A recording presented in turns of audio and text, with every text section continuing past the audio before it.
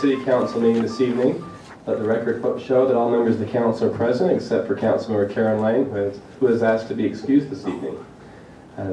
Councilmember Don Christensen is in charge of this evening's opening ceremony. Councilman? Thank you. Would you all please stand and join me in the Pledge of Allegiance? I pledge allegiance to the flag of the United States of America and to the republic for which it stands, one nation under God, indivisible, with liberty and justice for all. Thank you. Let's see item 4 tonight, special recognitions. I don't see any scouts in our midst. I do see some political candidates. It's that time of year, and we want to welcome candidates for the City Council at large position, Lars Nordfeldt and Phil Condor, who are both here. They'll be arm wrestling later on this evening. But we welcome both of them and appreciate all who participated in last week's primary election, and look forward to continued campaign signs till November. So good to have some candidates with us, in addition to those that are elected officials.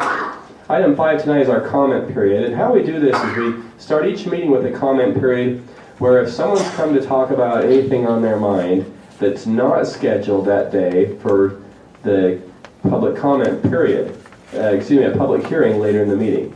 So for example, later on the agenda, we'll be looking at several ordinances and applications regarding specific items that will have public hearings with them.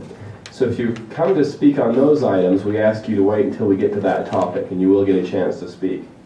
We did have a number of people sign up here, and if I read your name and you're wanting to talk at one of those public hearing items, just say pass for now, and we'll catch you here in a little bit.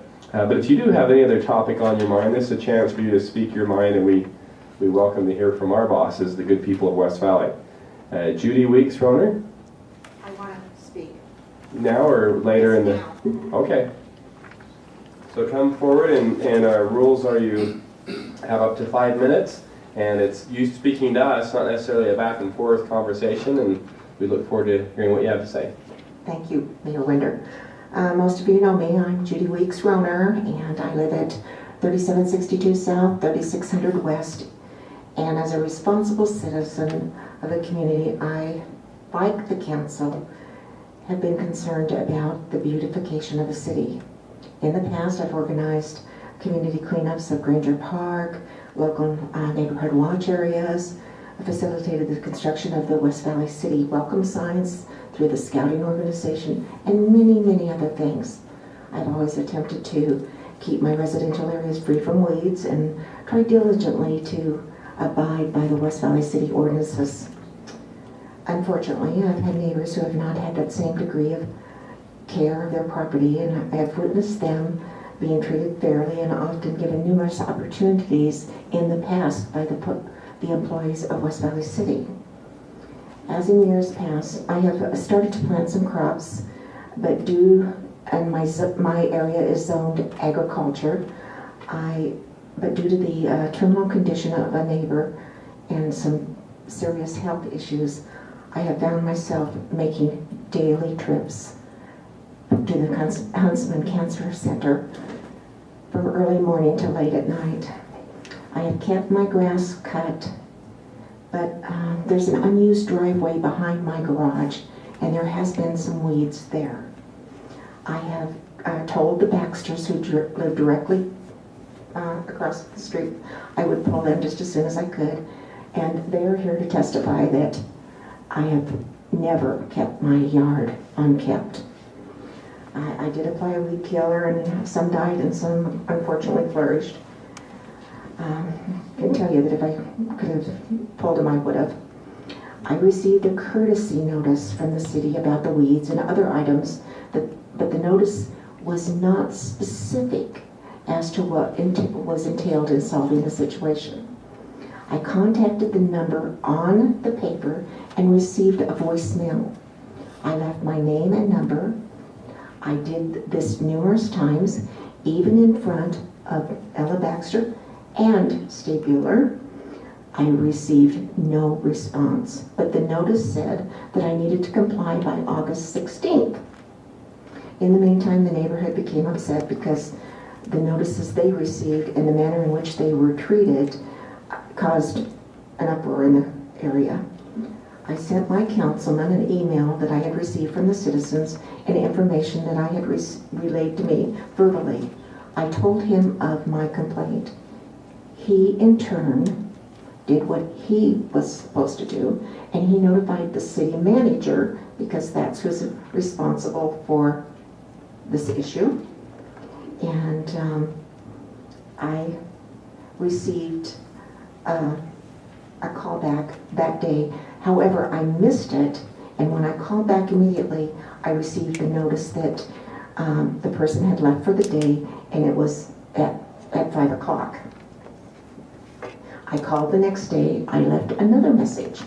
The supervisor told me that Officer Harwood was out of the office and they expected her back, but couldn't give me a definite date or time, but she read the notes that Officer Harwood had written. I explained that I needed to have more definite response of what was required. Could I please have her call me back? Officer Harwood contacted me yesterday at 11:42. I was in the middle of a meeting with the doctor, hospice, and others at Huntsman, but I noticed that the number was from West Valley. I answered it and I asked her if she would please call me back in a half hour or so. The reply was, I don't think that's possible, in a very, very curt way. When I did get a hold of her, she was very upset that I had contacted Councilman Bueller. I asked her if she would meet me at my home and discuss the issues that she wanted resolved. The answer was a resounding and emphatic no. She told me that I had to put concrete pavers or 4.5 inches of gravel on the driveway to meet code. I would have to landscape it, or I could landscape it. I said, do you mean that I could put roses there? And she said yes. And I said, well, this, it hasn't been used since 2006. It's generally kept weeds off. Give me a chance to get it. You have 30 seconds. Okay. I have come, and there's more to this, and I would ask that you please contact me. I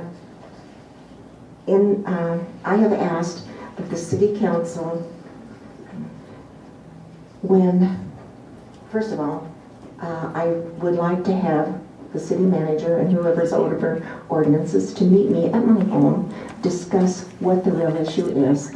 I would like to have the city council please be a little bit more kind and humane when you're writing these ordinances and understand the needs of the community. It's very difficult to not get a response and then to be threatened. And I have been threatened. And I know that I've been an active member of this community and I don't want to leave this community, but I might have to. Thank you for your time. Thank you. Blaine Walker? Pass for now, okay. Timothy Olszewski? Okay. Jim Glasker?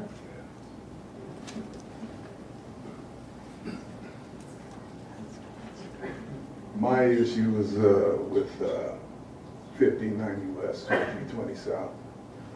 The traffic, that road wasn't made for them semis coming down. I can't understand why that. I'm sorry, which south? 2320. 2320. The one you're getting ready to name. Okay. To have semis come down through a subdivision when 2200 South was the access road to that complex. And my house, I've had to have a new roof put on. I've had to have a new sewer line put in because it collapsed. And I worked for Kennecott at one time, I'm retired now, and I had same kind of business dealing with roads. And that road is not able to sustain that weight.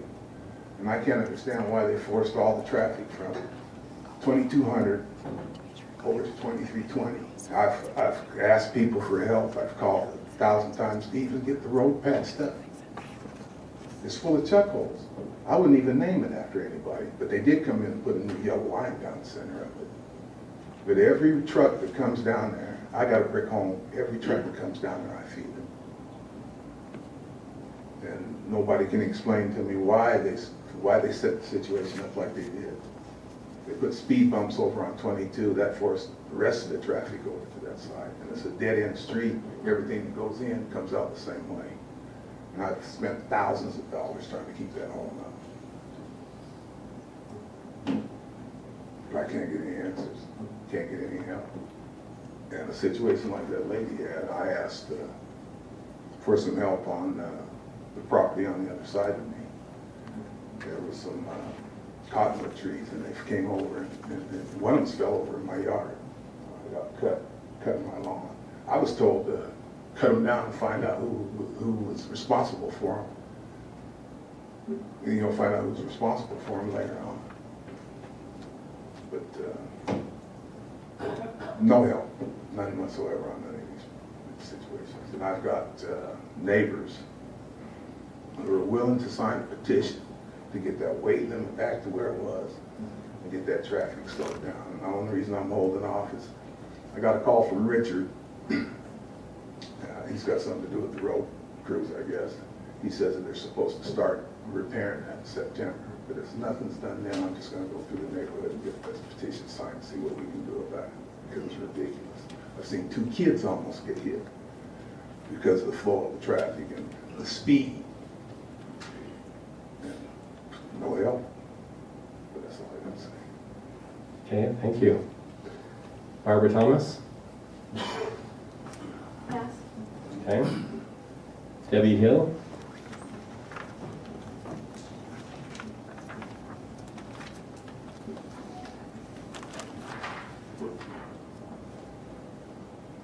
Hi, my name is Debbie Hill, and I am here on behalf of the Chelsea Hill 5K Lace Up to Buckle Up.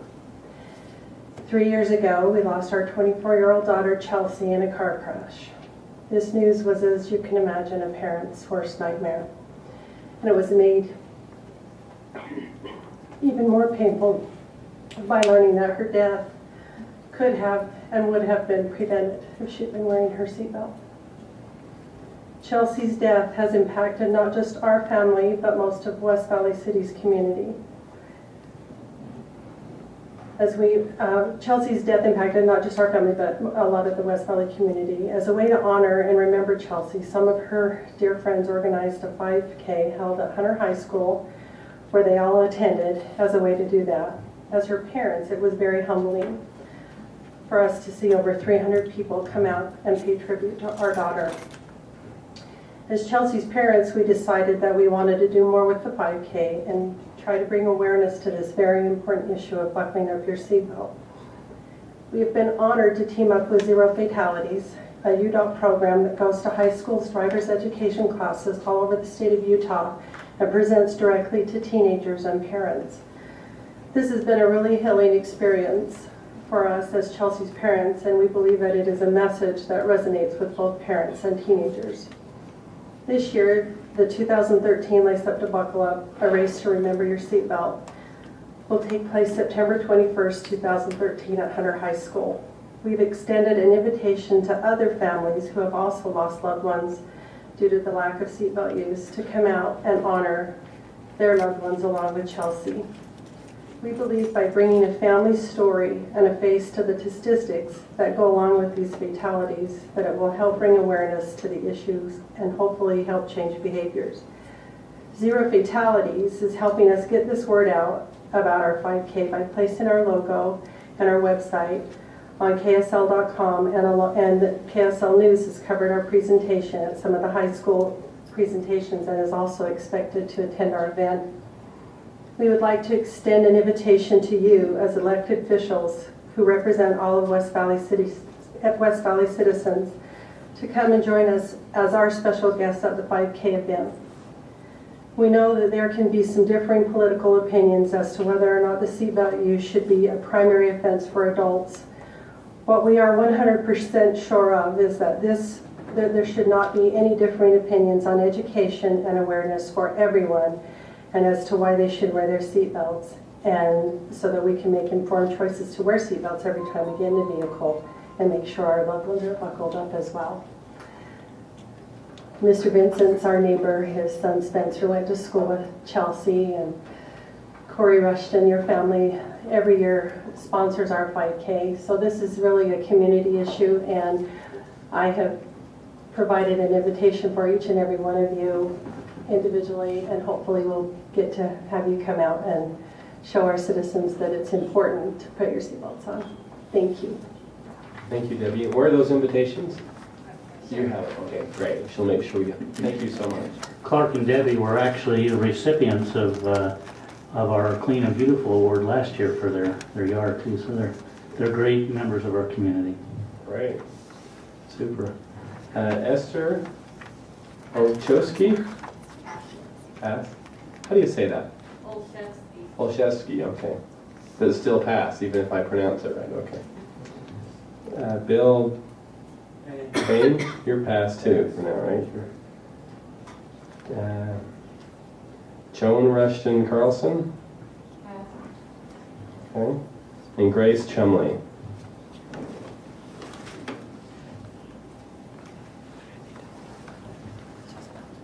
I live in Washington State. My name is Grace Chumley, but I have a house here in West Valley on Barnfield Way, and I have my married children living in there.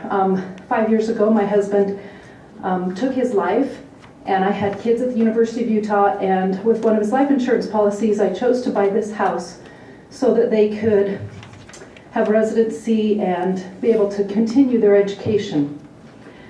I've never permanently lived in the house, but I'm semi-retired, and I come and live here during the summers a lot. And so I spend my summers at the house. I have never, while being a full-time student, my son-in-law was also employed 40 hours a week, full-time student, meaning 23 hours of credits at the University of Utah, making $9 an hour. Last year, he chose to let the grass go dormant to save on maintenance and on the water bill, something taught by a lot of conservation programs around the valley. This year, due to a broken pipe in our sprinkler system caused by CenturyLink, they could not water if they wanted to. When I arrived early this summer, I put plans into motion to fix up the yard with my son, who will be taking over the house in November. We were already working on the yard when I received my first notice. I wrote the code office back and told them what my plans were, the dates we were planning to have certain things done by, and I hand-delivered the letter to the office and never received any word back. I don't even know if my letter was looked at. Instead, I received a second notice while I was back home in Washington and had to come back with unrealistic expectations for when and what the city wants to have done. To have a fully landscaped backyard and front yard, because I'm on a corner lot, by September 12th is unrealistic, especially in this economy with the hard times we have. The ordinance is a one-size-fits-all, but yet the circumstances are different for each case.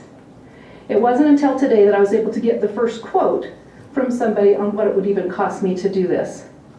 I'm a little bit angry that I never received any response from my first letter. I'm a little bit angry that the city acts like a HOA, because I purposely buy homes without HOAs, and I have to say that it was my own fault for not reading your codes and ordinances when I moved in. But it is my house and my property, and if I decide I want a green landscaped yard or a desert stubble landscaped yard, I should be able to have that choice. Sometimes we put up a chain link fence and not a vinyl fence because of the tagging that was going on. And so we also have a big dog. And because of that, the backyard can be seen. So they also want me to landscape my backyard. My solution to this is I'm going to get plastic tarp and I'm going to zip tag it about this high up so you can't see in my backyard, because I can't fix that solution by September 12th. Maybe by next spring, but not by September 12th. It frustrates me in a neighborhood that teenagers are allowed to run amok and tag, and then the property owner is responsible for the tagging and the cleanup, when we should be getting a tax break for living in a neighborhood that allows that. I just am beyond myself that this tagging stuff happens, but I don't live in a community like this back home. to be charged $25 a day starting September 12th. If I have not made arrangements, I am responsible for making arrangements for someone to come to see my house. Okay, that means I don't live here. I have to be able to make arrangements to the schedule of one of my children so that somebody can be here and approve what my yard looks like, and I think that's ludicrous. It takes time, money, and a lot of elbow grease to get this work done. I'm semi-retired, coming up with $5,000 to spend on a yard. On a second home doesn't come in 30 days. To work on this in this heat would put me in the hospital. I have problems with swelling and heat. I have to work late at night, so the work has been slow. But I've taught my kids that we do our own work. We don't hire out, and so we've been trying to do the work ourselves. If it was a cooler time of year, I could do that. Personally, I think the laws need reevaluated and the city needs new blood running in it. By next summer, according to my timeline, my yard will look very well cared for. By September 12th, it will be a quick, crappy fix to appease the city and not really solve any problems. Thank you. Thank you. This concludes our public comment period. Let's go to our public comment period. Let's go to item 5B, which is city manager comments. Mr. City Manager, do you have any comments on any of the issues we've heard tonight or anything else on your mind? I'll make two comments, Mayor. Thank you, sir. One on the gentleman who was at 2320 South, which is really short, so I'll just I'll have Mr. Willardson, who's the Public Works Director, get with him after the meeting if he's willing, and they can talk about any kind of issues that you might have there. I'm not sure what resolution of those might be, but he'd be the best contact for that. So I'll have that. Second, I thought it might be appropriate to make some comments about code enforcement generally within the city, and then speak specifically to the couple of instances that were brought up, just succinctly, hopefully, if I can. So on code enforcement generally, I think, in fact, I know that the majority of the residents within the city, and certainly the city council as well, have deemed it a high priority that we do what we can to encourage residents and require residents to maintain some minimum standards of repair and upkeep on their properties at their homes. We went through a period here about 5 years ago where we were attaining some dangerous levels of non-compliance, and by dangerous I mean to property values, to general neighborhood aesthetics, to willingness of folks to remain, as Ms. Weeks-Ronaire pointed out, in their neighborhoods, and therefore wanted some resolution to making sure that those neighborhoods and yards were looking better. And we've had many comments and requests for action along those lines, and we've taken that. Having said that, we also have set up this program such that we would work very generously, both from a time standpoint and a resolution standpoint, tailoring any of those cleanup or fixing situations to those properties, and we've seen many examples of that throughout that time period as well. And our code enforcement officers and the division continue to do that. Tonight we've had two examples that seem to have maybe not fit the situation in terms of working with the situation in the event of Ms. Weeks-Ronaire there, which I'll comment to here in a second, and then also the other lady who was here, Ms. Chumley. Her situation seems to be a little bit different to me than Ms. Weeks-Ronaire, so I won't go into that too specifically, other than to reiterate that our standards are meant really basically to achieve a minimum level of compliance with those standards that have been set here with the city. They're not extravagant, they're not over exorbitant, and certainly as a resident here within the city full time here, myself, and as I spoke earlier, many others, that including the council, that have worked with us over the last few years, this is something that we desire. Still, as I mentioned, it's a minimum level. And I will make one short comment to Ms. Chumley's request. We certainly will. I'm not sure why contact hasn't been able to be made there, if it hasn't entirely, but we certainly will and have worked from a time period in terms, especially with landscaping. We know landscaping takes a lot longer to come into compliance back, both because you have to repair and you have to grow, and heat and season and summer, issues. They do have effect on that, but we certainly are willing to work with those folks. In the case of Ms. Weeks Renier, and I've known Judy for years, and so I don't discount her concern or complaint here. I'm sure they're valid. There are a couple of mitigating circumstances that have affected the operations of the Code Enforcement Division within the last month or two. The officer that was in question, that Ms. Weeks Renier was talking about, had health issues of her own, which I think or Councilman Bueller was aware of because he was part of that email chain, and I'm not sure if that particular one made it your way or not. I think she was actually in the hospital herself as well. So, same time as Ms. Weeks was trying to get resolution, this officer was frankly just not available for work. At the same time, her boss, Mr. Morris, also had a pretty grievous accident here about 2 months ago, I guess it's been, so he also has not been available for working with you. And that goes to the request Ms. Weeks had for meeting out on her site. I personally will be glad to do that. I'll come out there with you and would be glad to do that anytime. Mr. Morris is not going to be available still for another few weeks yet. He's hurt pretty bad, frankly. I also apologize for the fact that we haven't had effective communication there, and we'll try to resolve it. But like I say, I'll get out there personally myself and meet with Judy. On the other specific instance that was brought up, Ms. Chumley, we'll have that looked into too as well, just to make sure communication is established there. Those are the only two things that I needed to address, Mayor. Okay, thank you, sir. Item C, City Council comments. Anyone on the council want to comment on anything this evening? Mayor, I'll bring up 2 quick points. It's just, A, I'd like to recognize State Representative Angela Romero that snuck in, and hopefully we'll hear from her later, but she does a good job of representing a small portion of West Valley City, but good to have her here in our chambers. And I'm also glad that Mrs. Hill decided to leave the chambers, because it really is a heartbreaking situation, but one that them and their whole family should really be commended in turning a real tragedy into a real positive for the community as far as education and outreach, and just encourage all those that here on the dais as well as watching at home on TV or the internet or in this chamber to participate in this program, or if there's another similar program that has your passion to it, that it really has had an impact on our community, and just grateful that she was able to pop in tonight and give us a glimpse of it. Great, thank you. Mayor. Mr. Bueller. Thank you. First of all, would it be appropriate if Ms. Roner is comfortable with the rest of her notes to hand those in so they could be reviewed at a Yes, later point by absolutely. staff? And then while she's doing that, certainly with regard to, we could just, we're just passing down to our city recorder.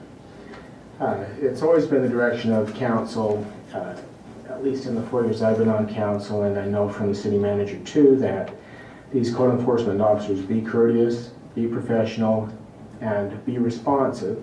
And any time that a resident feels that they are not courteous, professional, or responsive, I appreciate you coming here and telling us about it, because we want to make that, and that is at least as important as the enforcement. Second, I remember a presentation on code enforcement not too long ago when we discussed that there had been an increase in compliance from somewhere around 40% of homes were non-compliant to about 10% were still left non-compliant. And that, while that was a great increase, and probably I think the discussion went about as good as we can do, it didn't necessarily create an overall better impression of the city. And that has concerned me since that time. And while I would not abandon the ordinances and just say we have no standards for our community, which we should, when you live in a state, you live in a state and you abide by state laws. And when you live, and everybody that lives in the state lives in a county and abides by county laws. And those of us that are in metropolitan areas like this, we live in a city. But not everybody has to live in a city. But when we do live in a city, we have some certain standards for the city, and I would not abandon those. However, I don't like the procedure, although it's efficient and effective, of taking a street at a time and tagging everybody on that street. I would rather see the ordinances be complaint driven. If they're complaint driven, then the neighbors who know the circumstances will decide when to report somebody who may be in violation. And when they're complaint driven, it won't be 3 houses in a row or the whole side of a street, and it won't seem like, I think it's a lot of perception that all of a sudden the city's coming down on us when nobody around here has a problem with that. And that may not be a perfect solution, because it may be that it eventually we end up with pockets or neighbors that they won't complain about anything. And it may end up in some really deteriorating neighborhoods. So it might not be a perfect solution, but I would appreciate looking at something more along those lines, where we are self-policing and self-regulating as much as possible. That's all that I have to say. Okay, any other comments tonight, Mr. Hume? Yes, I just want to go along with the statement from my colleagues here, the state builder. I really appreciate all of you to come out here and voice your concerns. I think that's the way it's supposed to be. We listen to you, and I'm really appreciate Mr. Pyle to make the comments about he personally can go out and take care of the couple things with Julie and also Jeff Laker. And I just want you to know, if you have any concern, anything you need help, just please come up here and just talk to us, and we're willing to listen, and that's the way it's supposed to be. Okay, any other comments? Any other council comments? I'll just echo that appreciation. Sometimes we look out in the audience and all we see is maybe a lone Boy Scout or the Tribune reporter, and it's great to see a bunch of concerned citizens who are here concerned about the items that we've heard about and the other items coming up at our public hearings. And so we appreciate those who come. And as was mentioned, our overall code enforcement philosophy is we're proud of West Valley City, and we want to make sure it's an upward spiral as a city going on and not a downward. And we have that momentum. And our overall code enforcement, as was mentioned, dropped from 40% of homes in violation a few years ago down to 10. And yet we've also instructed our staff that, hey, be reasonable and be lenient when you have good people, like we've heard tonight, that have good intentions and a reasonable timeline. Please work with them. And I appreciate Mr. Pyle working with his staff to make sure that happens. And most of the time it does. And on occasions when there's notable instances that fall through the cracks, we're glad that you care enough about your yard and your situation to come let us hear about it so we can rectify things. So thank you. Item 6 tonight, public hearings. We have a few this evening.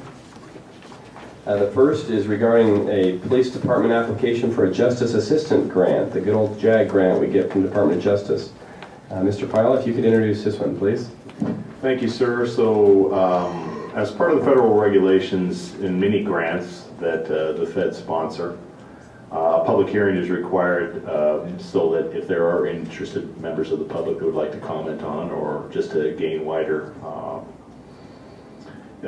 expression of what the grant is for, we're required to hold that public hearing. So this grant from the Justice, it's called a JAG, as you mentioned, or a Justice Assistance Grant through the U.S. Department of Justice, is for $95,411 and will be used for many different items of equipment within the police department. It's a 3-year grant and it's non-matching. This is a grant that we've received before and hopefully we'll receive again. Okay, thank you. I now open the public hearing regarding the police department's application for a justice grant, ordinance 13-113. Is there anyone who's come to speak on this matter tonight? Seeing none, I close the public hearing and turn it over to the council for their discretion. Mayor, I have a comment and then I can make a motion. Those of us that have participated in National League things or gone back to Washington to work on federal agenda notice that the Department of Justice and their information on their JAG grants is always readily available, and they're always excited to talk to us about some of the successes and some of the good ways that we're able to put these federal dollars to good use. So good to see that we're continuing with some of these programs and having an impact in our community. So I would move for approval of Resolution 13-113. May I ask a question before I decide if I want to second the motion? Let's have someone second it if they're willing. Second. Okay, we now have a live motion on the table. Questions? Yes, Mr. Pyle, is this $95,000 a year for 3 years or $95,000 over 3 years? Let's see, it's a 3-year grant. By the way it reads, I think it's across 3 years, but let me check with the assistant chief. It is over the whole 3-year period, that's correct. Okay, thank you. Okay, any other questions or comments? Okay, all in favor of approving Resolution 13-113, say aye. Aye. Any who oppose? Okay, that's unanimous. 6B, this is regarding application Z-3-2013. Mr. Pyle, if you could please introduce this one. Thank you, sir. So we have an application by Utah Real Estate Development for rezone and subsequent development of property located at 4434 South. I'm sorry, 4434 and 4471 South and 5400 West. This proposal has had much discussion, been through the Planning Commission. I know that there's quite a bit of thought and effort that has gone into it, and at this time we're ready for the public hearing. Okay, thank you. I'll now open the public hearing regarding application Z-3-2013. Is there anyone who's come to speak on this matter this evening? Okay, please come forward to the microphone. And for our records, state your name and address. Some of you wrote that down, so we have it already, but if you haven't, let us know for our records. My name is Blaine Walker. I live at 24 Altawood Lane in Sandy. I appreciate the opportunity of being here tonight and have the opportunity to present to you what our actual request is. I've had good experiences over the years in West Valley City. I built a small office building here and the staff was excellent to work with. I also own an industrial building in West Valley, so I pay taxes here too. So it's an opportunity to perhaps get involved in the city again, and that's in this particular development. Our request is actually for the zoning of R17 on the west parcel and R18 on the east. We did not change that. This is a recommendation made by the Planning Commission. And I would like, Mayor, if we may, to note that our application, the staff, their recommendations, they gave several alternatives. One of those alternatives was approval of the zone change to R17 for the west property and R18 for the east property, subject to a development agreement with the following standards. The minimum house size should be 1,600 square feet. No double frontage lots shall be allowed along 5400 West. Each home shall reach at least 300 points based on the standards in Table 1 of Section 714-105, paragraphs 3 and 1 of the West Valley City Zoning Ordinance. So when we appeared before the Planning Commission originally, we said we would be more than happy to meet the recommendations of the Planning Commission on the on the planning staff for the R17 zoning. And it's interesting that in the R17 zoning, the requirements to build a home in there raises the quality of the home to a higher level.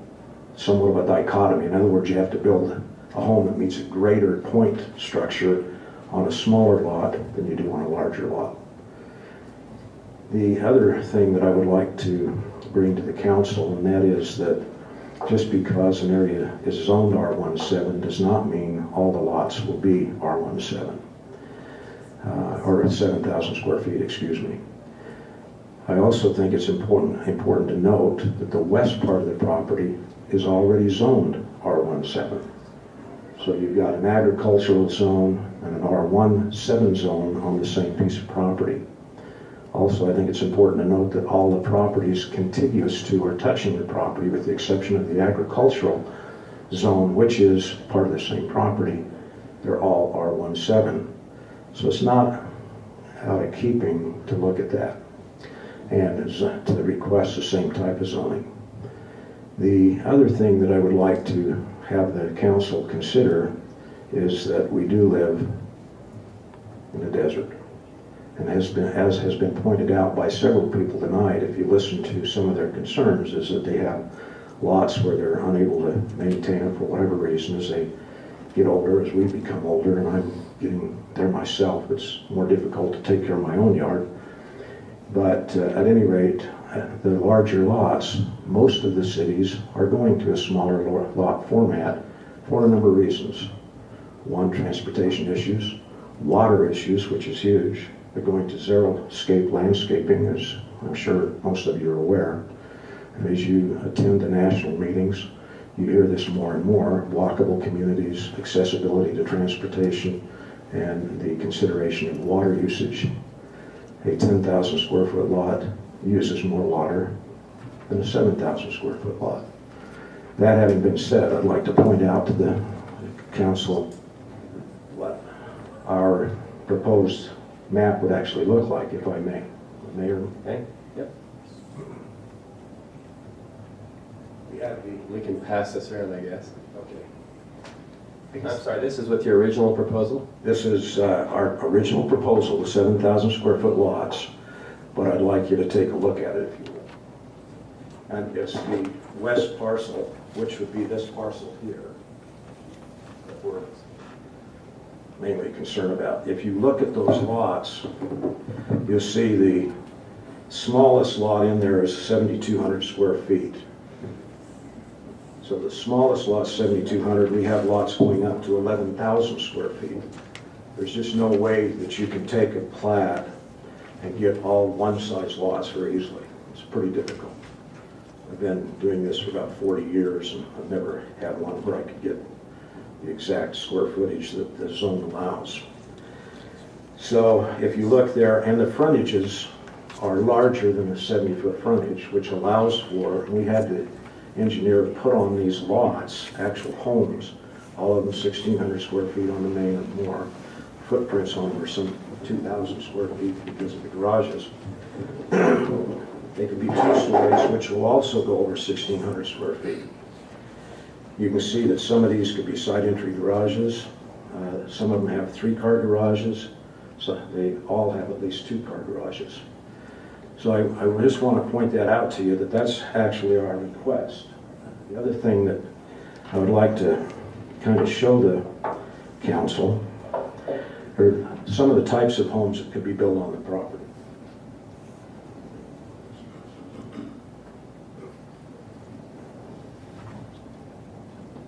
Again, these all comply with at least 1,600 square feet. These homes are built in South Jordan. There was discussion that people are moving from West Valley because they want more property. As most of you are probably aware, all the cities are stepping back from 1-acre mandatory lots to smaller lots for the reasons I've stated. If you look at these homes are all on lots smaller than ones we've got. They're 0.11 to 0.16. Our smallest is 1.165 on that map I showed you.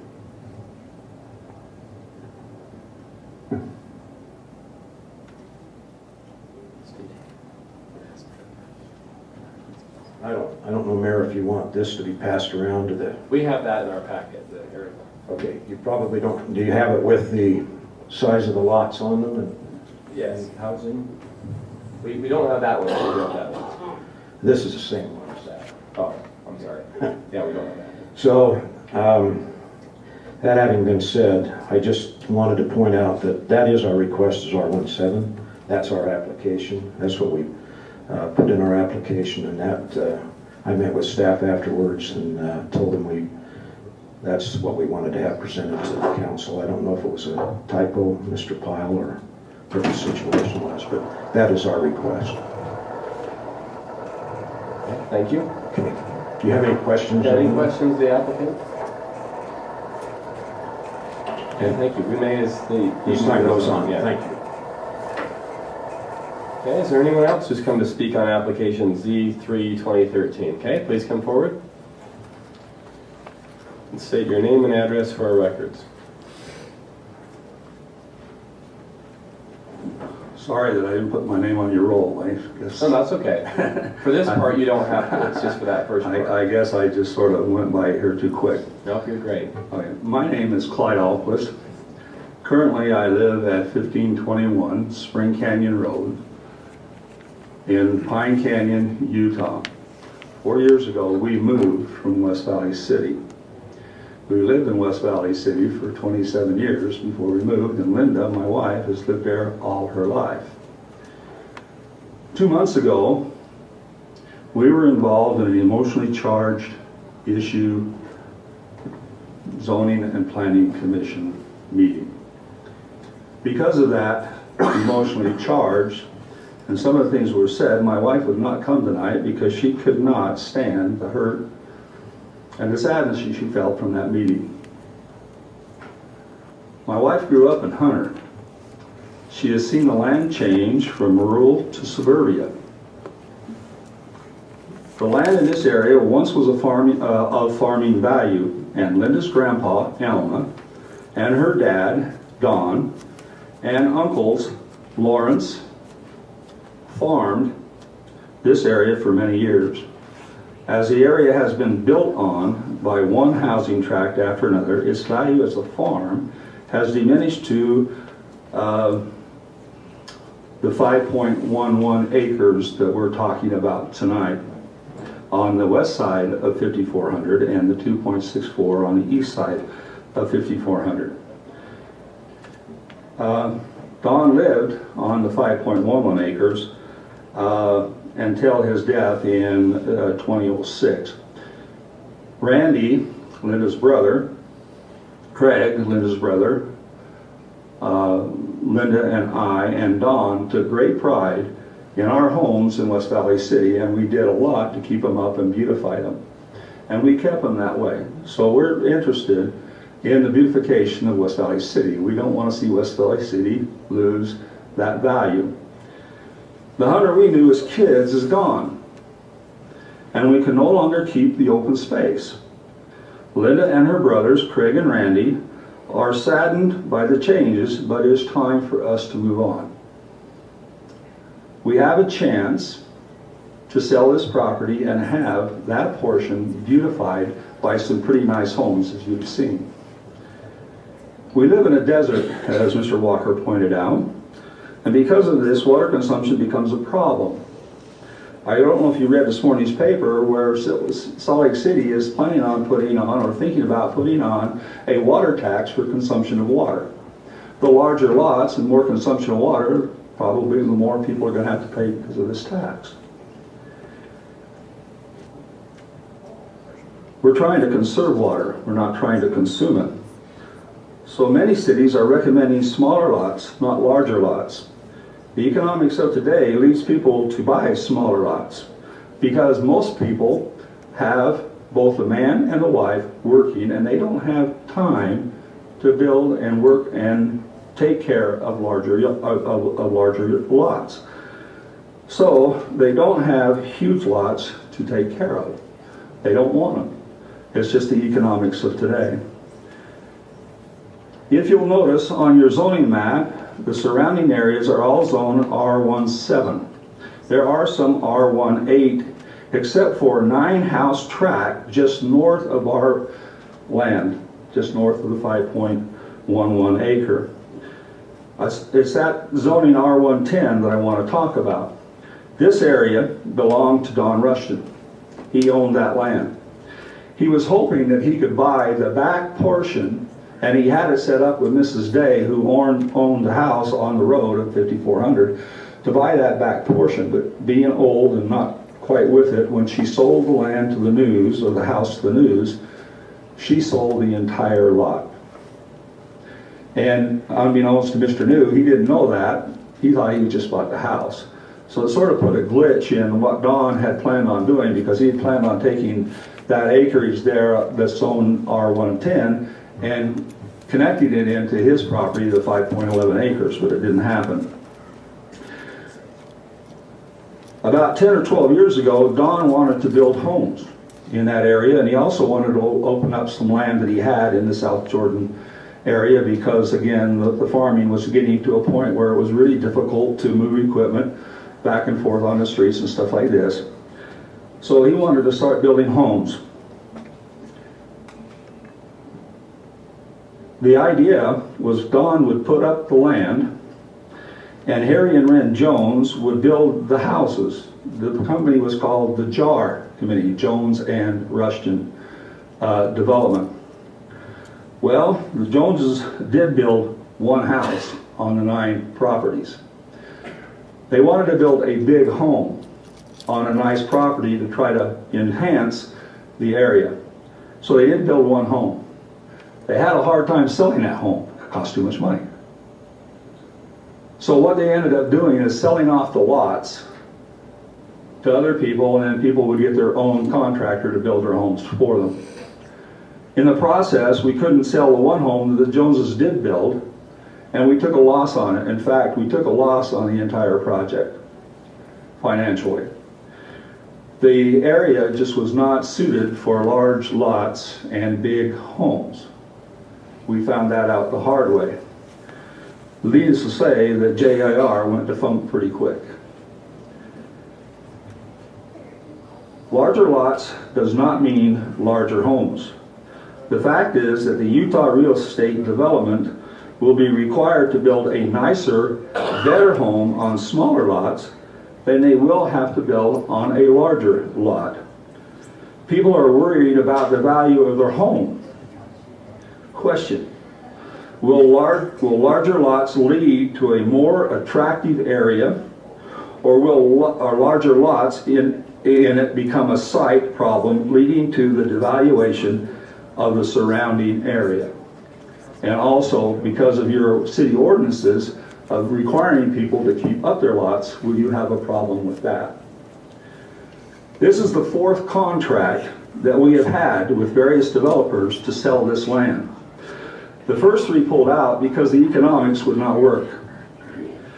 If the R110 zoning stays, then we will lose 3 lots in the project. This will change the economics to a point where the Utah real estate development people might find it difficult or maybe even impossible to continue their efforts to develop the area and for us to sell the land.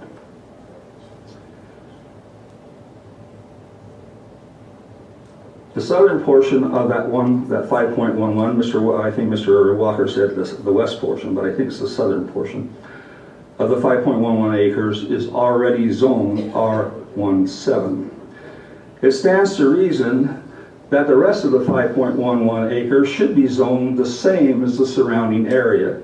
This would conform and be consistent to the rest of the surrounding area, and would also make properties that would be available and nice for people that can buy and move in there, and increase then your population of West Valley City. Linda and I, Randy and Linda, and Craig are lifetime Hunterites. Craig, Randy, and Linda lived there all their lives up until 4 years ago. We used to run the fields, ride horses, hunt pheasants, and play in those fields until our heart's contented. We want the best for the area. We want the best for West Valley City.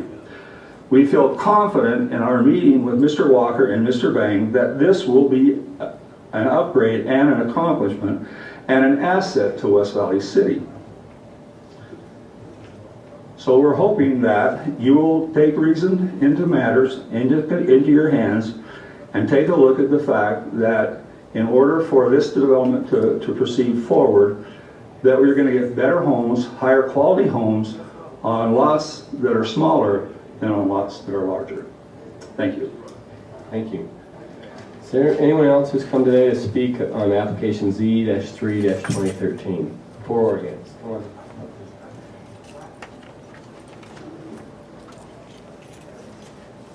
Again, Esther, state your name and address for our records.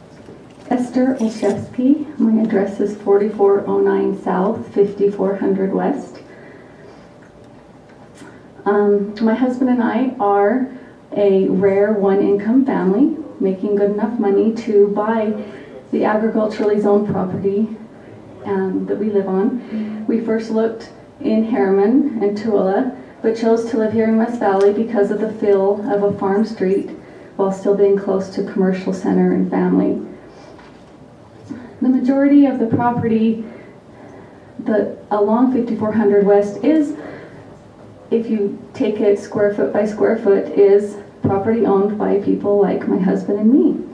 I have personally visited with these residents regarding the proposed rezoning and heard the same story. They also chose to live on the street because it is a perfect blend of rural and urban. We like the open feel of land between and behind our homes. Our neighborhood feels united because we share the same standards of our families working together. Please understand how much of a deliberate choice each of us current residents have made to stay in West Valley because of our quaint street. The homes that are being proposed to be built, we don't feel with a R17 or R18 zoning would be consistent to the land to house ratio that we are used to on our agricultural or on some of the R110 zonings that are close to that. And the homeowners in the R17 neighborhood, I have gone and talked with them, and the ones who live in homes that their homes are facing the back of this property have all expressed a desire to buy extra property to add to their homes. They're also concerned about this development being put in because they all live on nice, quiet, dead-end streets and have pushed really hard to get signs put up that says no outlet. And they are concerned about a connecting street being put through and the cut-through traffic that will happen when there's USANA concerts and things from 5600 West. They already see that happening, but people have to turn around and go out, and they really do take pride and concern in their neighborhood, and it greatly affects them. We are concerned on 5400 West of the entry street to this neighborhood lining up with our driveways because of the cut-through traffic. We already have speeding traffic issues, and when this development goes in there with an R10 zoning, that would add maybe 20 more homes and that extra traffic. With the developer's plan, it would be 30 homes plus cut-through traffic from 5600 West, and that greatly concerns us.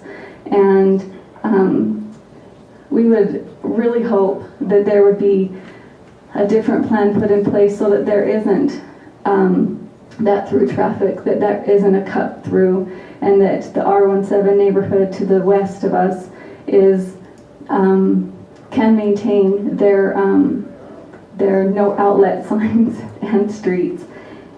The Planning Commission, as you already know, has already heard all of these comments that we've given you and that you will most likely hear again.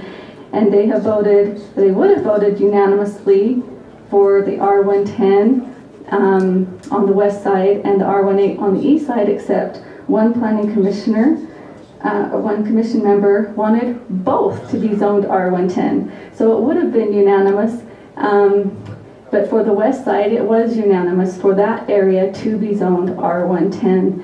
And I really hope that this can be resolved. We don't want any holdups for the Rushton family and their development. We just really want more comparable homes for the homes across the street. They're the ones that we are going to be, those homes in that development will be facing our agriculturally zoned homes, our larger land to house ratio homes, and the connecting street to the north will be zoned R110 homes.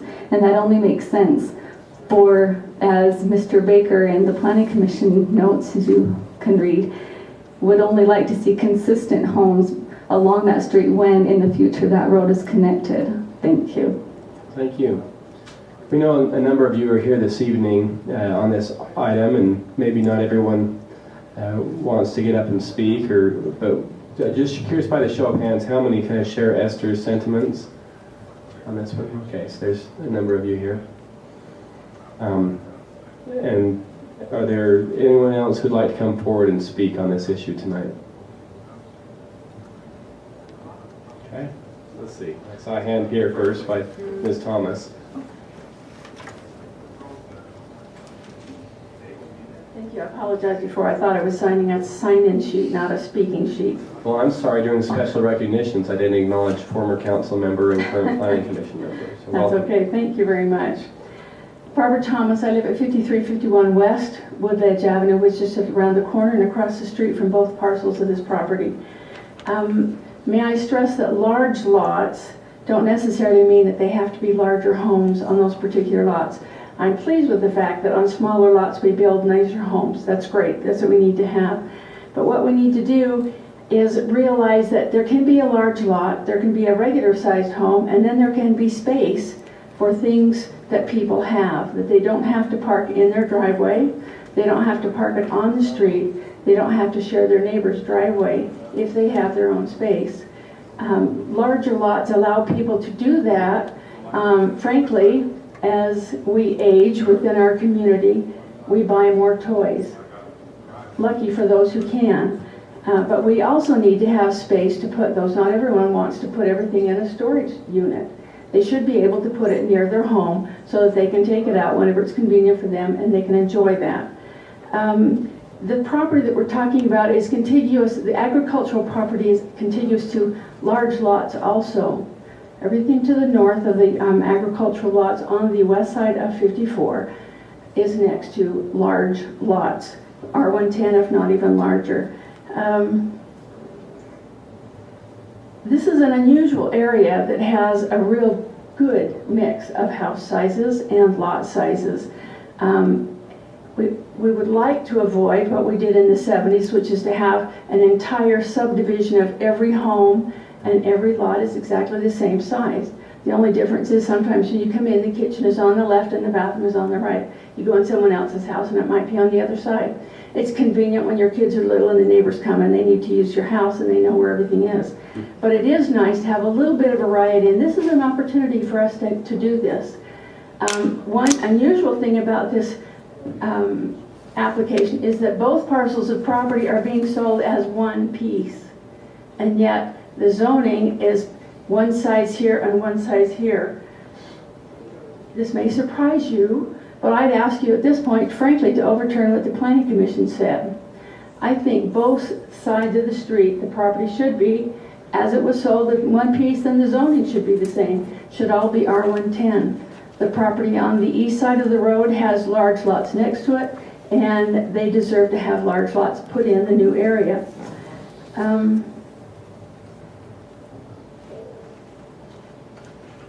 Thank you for your consideration. Thank you. Let's see, sir.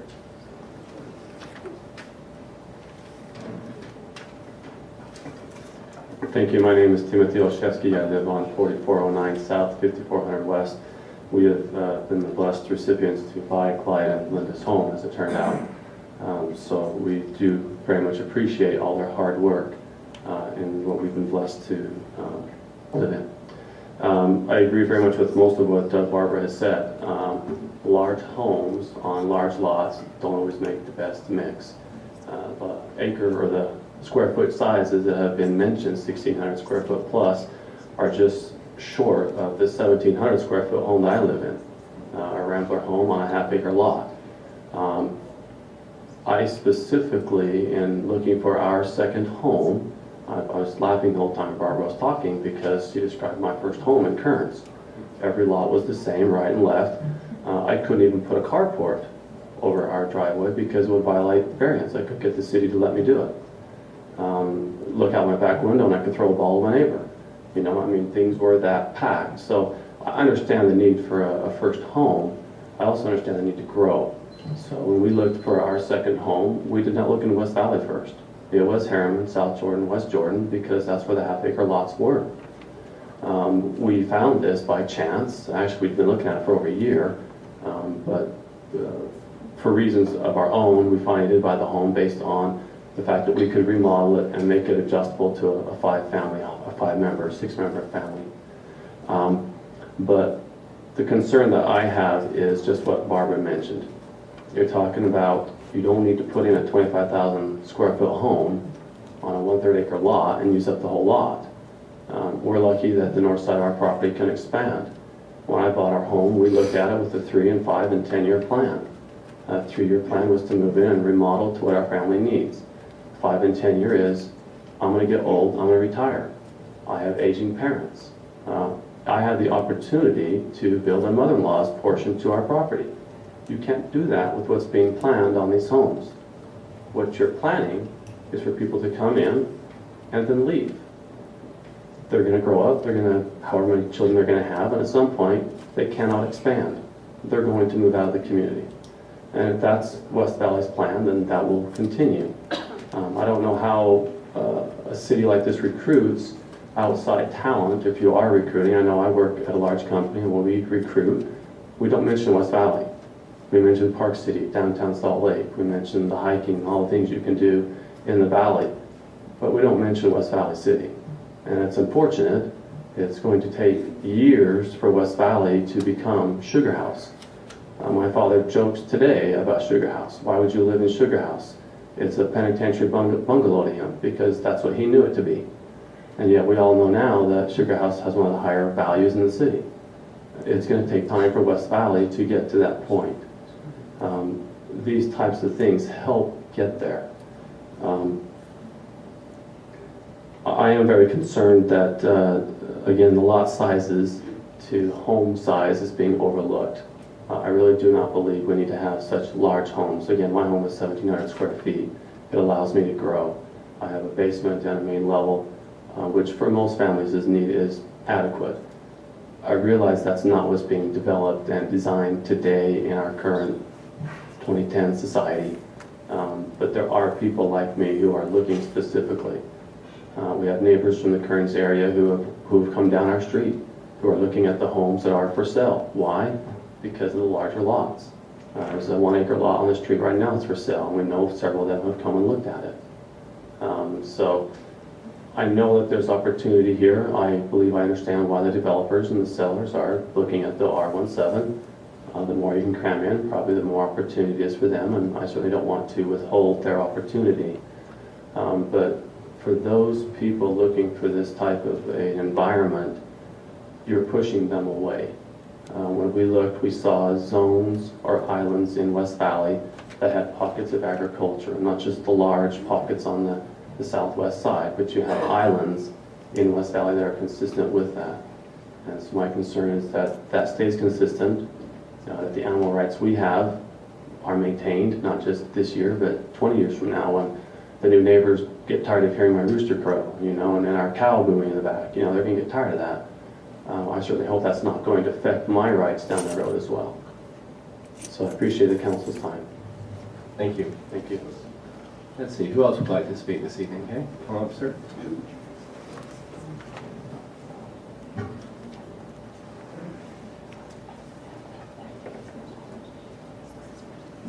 Thank you, Mayor. My name is Mark Austin. I live at 4394 South, 5445 West. About 11 years ago, my wife and I became aware of the property that we now live on. It was going to be for sale. We knew the Jones family, knew the Rushton family, and upon hearing about that, I think we were the first person that bought a property in that lot. We live just north of where this property is being considered that where Don Rushton lives, where they're going to change that to the subdivision there. We purposefully moved into the area because we wanted a bigger lot. My wife and I both grew up in the Hunter area. Both our mother and fathers grew up in the Hunter area. And we loved the people here, and we wanted to stay here. When we decided to move from our first home, which was just a couple blocks east of where we currently live. We lived in one of those homes that Barbara kind of explained, where everything was the same. And we felt fortunate that we could be able to move when Ren Jones made us aware of this property. We bought it immediately. The 5 homes that we currently live on are all zoned R10, and it seemed like to me, and unless my memory is wrong, that those 5 homes were very quickly purchased. The properties were purchased once they became available. I don't feel like that there would be a difficult time for them to sell the properties if it was zoned R10, just because of where it's at and the people that we've talked to and know that are looking to have a little bit bigger home with a lot. A lot has been said tonight about the upkeep of a yard, and having a bigger yard is more difficult. Perhaps so, it takes a little bit of work. But at the same point in time, my wife and I have taken great pride in making sure our lots are taken care of and appropriately dealt with. And we do have one of those zoned R10 lots that we're making reference to. It is our hope that both sides of the street could be maintained it could be changed to the R10 zoning, and we could maintain those bigger lots to keep that side of the street, both sides of that street, consistent with where our subdivision was purchased and where we currently live. It would be important for us. Thank you. Thank you. Anyone else who's come to speak on this matter tonight? Okay, please come forward.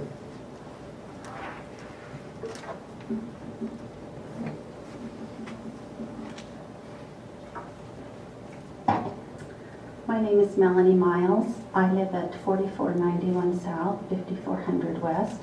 I live adjacent to this property that's being discussed tonight.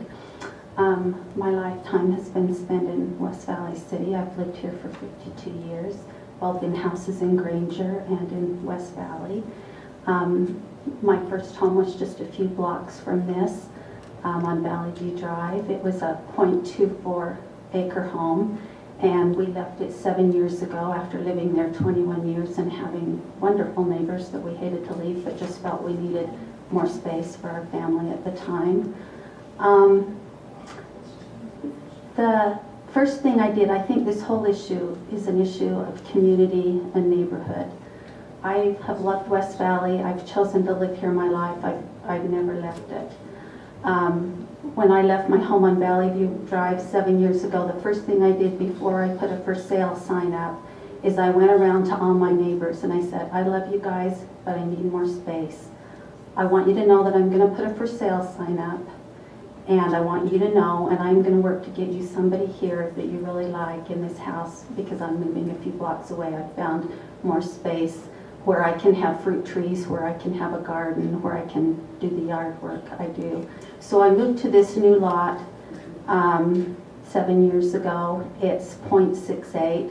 In that time, I've developed it. I have fruit trees that are loaded. I have grapes. I have raspberries. And I am not against progress being made, but I think this is an area where there are larger lots, and if you build it, they will come. If you go a couple blocks away on 5600, there are larger lots that have been built since I moved there, and they are well developed, every house sold. I think people will come, and I've chosen to stay here. I don't know the reasons why others have chosen to leave. West Valley was farmhouses. When I lived just off 35th South, I still remember the farmhouses and the home businesses here.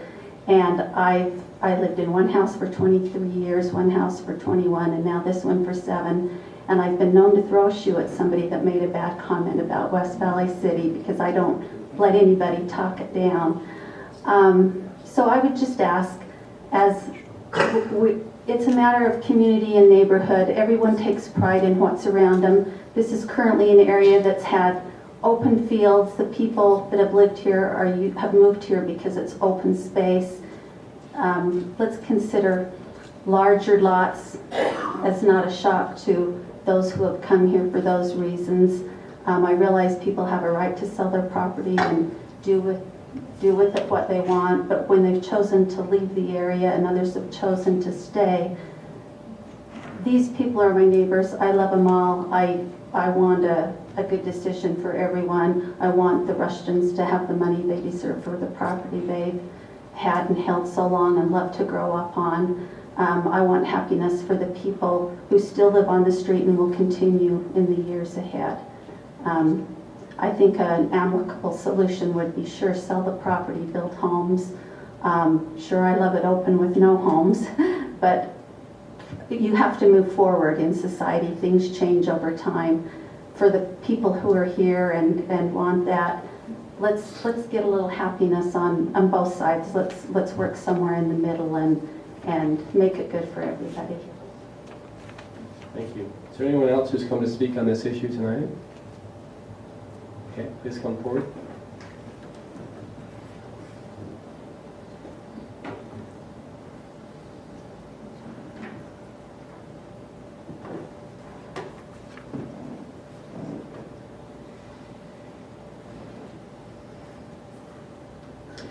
My name is Joan Rushton Carlson. I'm a real estate broker for Realty Brokers Preference, and I'm the listing agent on this property. And I lived in Hunter myself for over 26 years on Albert Rushton's property. I know that these people that have been talking talk about their rights as buyers, buying there so they could have vacant property. But, you know, in this age, do you think that they really thought that that property was going to stay vacant for any long period of time. When people move into an area like that, they know that it's not going to continue to be vacant farm property when they can't be farmed anymore. And the taxes are extremely expensive on large parcels of land. The seller has rights too. This is still America. The seller shouldn't be held hostage because he has a large piece of property. He should be allowed to develop it. He's met all the developer has met all the requirements required by West Valley City for the R17 zoning. Part of the property is already zoned that. And in speaking with West Valley City planners, when we initially listed this property, we were told that the master plan showed it to be R17 or R18. And so that's what we have continued to plan on. Now the properties that back on the east side of the property are not all agriculture. There's an R17 subdivision right behind it. All those subdivisions, I have the zoning map. Everything around there is R17 except those few homes that are still agriculture. And if you drive down that street, many of those homes are ready to fall down, and they will be replaced with more lots and more homes. Just made some notes as we were talking. I've driven around West Valley City and taken some pictures of small homes on large lots, and I have a whole collection of them, and they're mostly, the ones I took are unkept homes. They're not all the homes in West Valley, but there's a lot of them that are unkept and have multiple cars sitting on them because they're large lots, small homes, and people can't afford to water them and don't have the time to maintain them. These developers are not planning on building first-time homes. This would be a move-up for buyers, and I think there's a demand for that in West Valley City. Most of the R17 neighborhoods around there are larger lots with smaller homes, and they are not the kind of an area people are looking to move into as a second home. So I think that rights of the seller should be considered in this meeting, and I am surprised that Corey Rushton is sitting for this issue, since it was his sister Jamie that originally was the one who made the complaints against the zoning. I've worked on planning and zoning commissions myself before, and I had thought he would have excused himself. But anyway, I hope you will give consideration to the Rushton family, who are one of the original families that lived there, and this has caused a lot of turmoil between the families, and I think it needs to be resolved and resolved in a manner that meets West Valley City's master plan. Thank you. Thank you.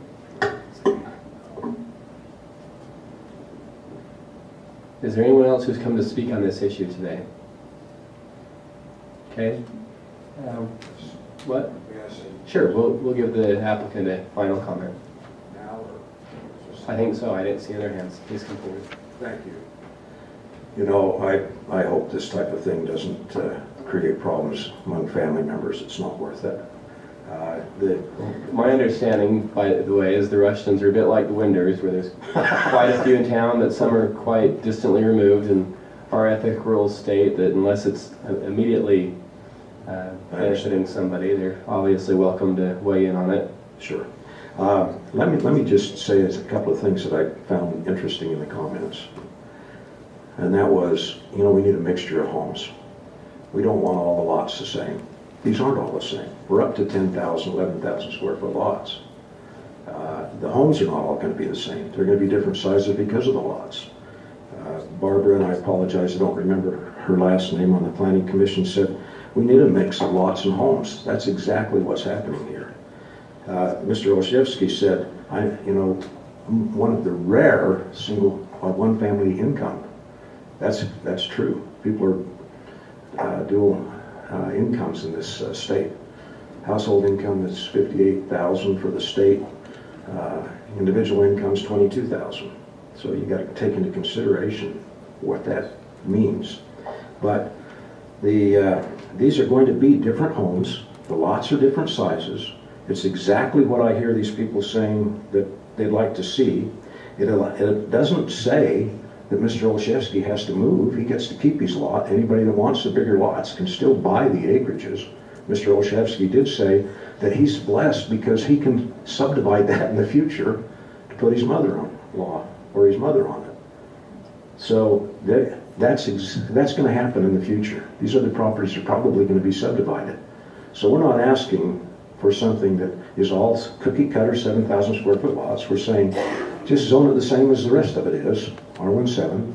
And if you look at across the street, it's R18 and R17 up against it, same thing. So we've said, mine R18. We can't fit anything but bigger lots on that other one anyway. If you look at the way it lays out, there's 11,000 square foot lots along the south side of that piece. So what we've tried to do is just say, give us the zoning so that we can make the lots fit in there to make it economical. But by the same token, as you give us the lower zoning, you're holding us to a higher level to develop the property. So you're getting the best of both worlds. You're getting a higher level on the requirements for building the houses, and you're getting a mix of lots, which is what I'm hearing them say. We want a mix of lots. You've got it. And to ask for the balance of the property to be zoned the same as what part of it already is seems like a pretty logical request. So that's all I wanted to say. And you know, people are, it's tough to have changes. I was born in Vernal. Vernal's a small town. I grew up in Holiday. When I grew up in Holiday, all the lots were big lots, and we had a 3-acre lot where my house was, and my dad made me pick all the fruit and bought me a bunch of chickens. So I had the opportunity to do that. In the summers I spent at my uncle's ranch, which was 35,000 acres. So I appreciate the open spaces. I also appreciate the opportunity to buy a home and buy one that you can afford in an area that's great. This is a great area. Hunter area has been a great area for years and years. West Valley, as I said, I own property here, so I must have some respect for it and some concern about what happens to it.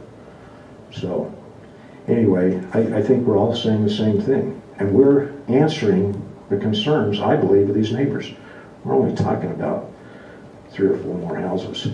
I think it turned out about 3. So it's not that we're asking for you to give us 25 or 30 more houses, okay?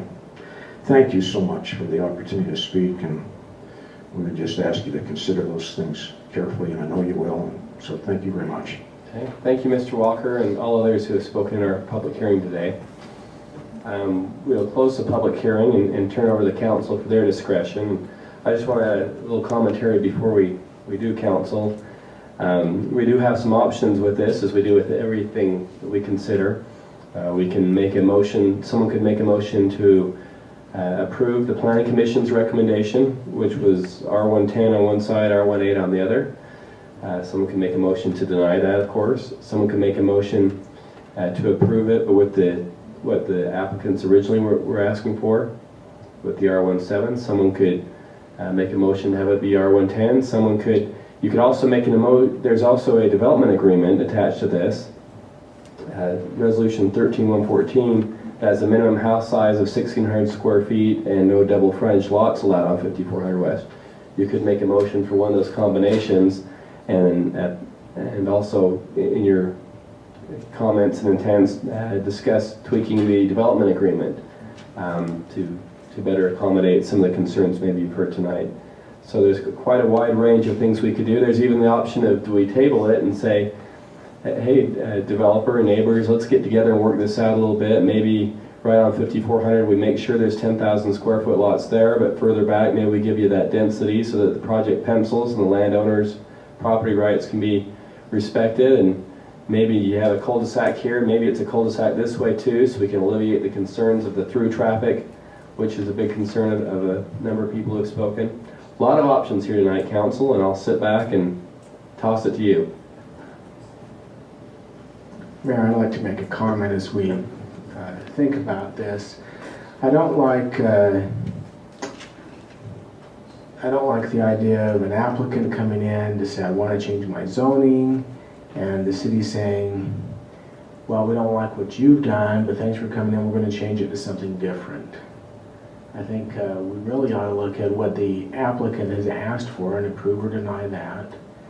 And if it's denied, of course, they could come back with something they might think would be more palatable. But I don't like imposing our judgment. Thanks, but we know better. when maybe they wouldn't want that. I mean, they could stay as they are zoned, which is R17 on part of that property and agricultural on the other part. Okay. Yeah, just a similar comment to Councilman Bueller. I agree that if that we either approve what the applicant wants or we just deny it, and it goes back to what it originally was with the agriculture. Also, you know, there's been a lot of comments about, you know, the trend is to go to smaller lots, the trend is to do smaller and smaller. Well, in the history of West Valley City, we started off with that trend of lots of small lots, and we're trying to reverse that trend and give some people some options to have some bigger lots and to build a different home. So to say that our trend ought to go back to what we were doing 30 years ago, I think is backwards thinking. When I ran for city council a few years ago, this was one of the main reasons why I ran, was because we had people in our neighborhood that were fleeing because they couldn't find a lot that they could build on. We had one small subdivision, the Fazio area, that was being built that many of our neighbors went to, but there wasn't enough of them for all of them, so many of them went to South Jordan, Riverton. You know, and then we had you know, good people like the Austins that were able to find a lot, and the Miles, and then we had, you know, several others that lived on Indian Lane there, the Gustafsons and the Hardings, that were looking for a place where they could build a bigger home or live in a bigger home and with a bigger lot. And so I think it would be a little backwards thinking for us to say, you know, because other communities that started with big lots are now going to small lots, that we ought to continue that trend, because we started off with small lots. We're trying to balance the city by having a different option that doesn't already exist, because we have a lot of R17, and so that's how I feel. Okay. Other thoughts, Mr. Christensen? I too love this city that I have moved into. I came from those cookie cutter Hoffman homes in Kearns, and they didn't even flip it. They just kind of adjusted it a little bit as they went down the street. Our lots were all about the same size, and I didn't notice any difference as we moved. As I've lived in other areas, in California, Southern California, Northern California, the community that we lived in didn't depend on the size of our lot. When I moved back onto my wife's property in Granger, it was half the property that she grew up on, because her parents had sold off part of it to support missionaries. We still live on that, and that's not a gigantic lot, but I'm finding myself having trouble keeping up that lot. We heard 2 complaints tonight of lots that couldn't be kept up by the people living on them, and so they were getting ordinance enforcement problems. I know at least one of those lots is a larger lot, and it's just sometimes too much to keep up. And I worry that we may be ending up with the same type of thing if we leave these gigantic lots because we need room to grow. After we've grown, then we need room to shrink again. And so maybe, you know, what we need to do is look at the R17. And I don't see, as I've looked at all the maps that we've been supplied with, I don't see any through streets from 56 that don't dead end into another cul-de-sac somewhere in a neighborhood. And so I don't see a traffic problem there as much as others have said. But I love what we're doing. I love our city. I want to see it expand and grow. And I don't think that just larger lots will make it grow, because as I said, I've lived on both. And mine is not that big right now, and I'm still having trouble keeping it up and making sure of it. And I've got 5 grandkids to help me with it, and they still don't help all the time. So I would be swinging towards the R17 as the developer has requested. Okay, any other comments from the council? Or is anyone prepared to make a motion? Mayor, I'll make a motion. Okay. I move that we deny the application for the zone request by the developer. So you're not saying deny, your motion's not to deny the planning commission's recommendation so much as it is denying the original application? What can we do here? You're taking an action on the Planning commission? On the planning commission's recommendation. Now you can alter that, as the mayor outlined, in some various ways, but yeah, you're not making a decision on what the applicant wants. You're making a decision on what the planning commission recommended to you. And what the applicant wants is kind of background information for us if someone were to choose to amend that. Okay. Okay, so your motion then is for denial. Deny the application. Which application? The one that's before us. So Which is from the planning commission for the R110. Right. That's correct.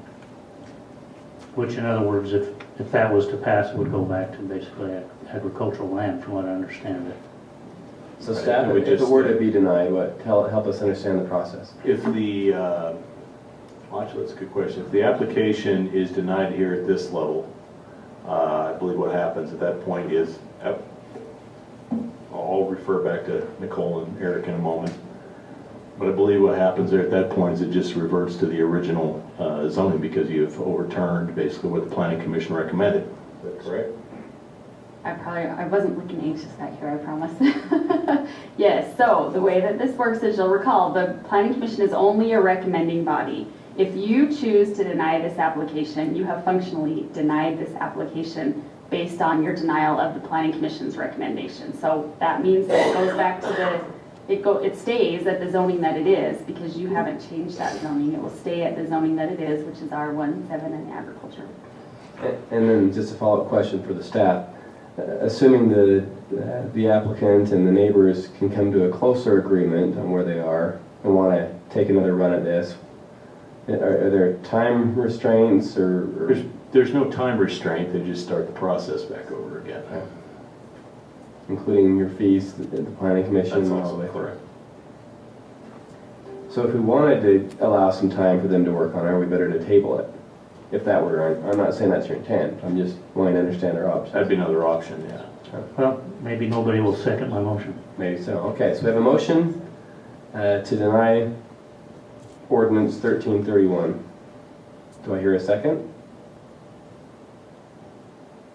Okay, that motion dies for lack of a second. Is there anyone who'd like to make another motion or have any other dialogue? This is a tough one. You got all these guys speechless. And I can't make a motion. So let me understand a little bit too. If, you know, we've got this one item before us, can we change that item pursuant to what the developer would like, other than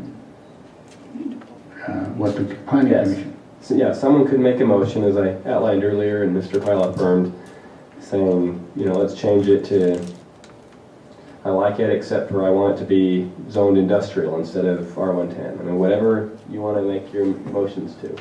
We have that latitude as a legislative body. Again, the planning commission's recommendation is just that, a recommendation. You could zone it for race tracks and amusement parks if that were our pleasure. Wouldn't recommend that, but.